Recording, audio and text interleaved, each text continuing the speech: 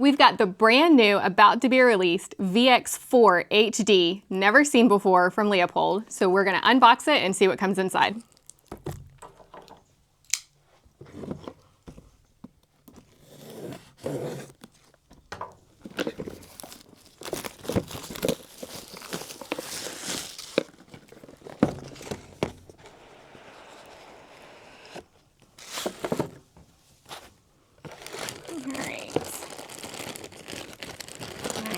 So we've got the spongy rubber, they're rubberized caps.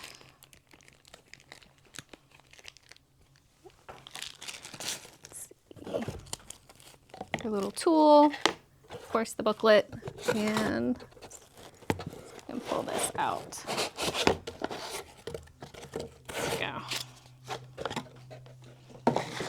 All right, so the one we have here is the 4-16 by 50. It has your side parallax. Let's see if we can see it here. The ZL2 locking reticle. Sorry, turret, reticle, turret.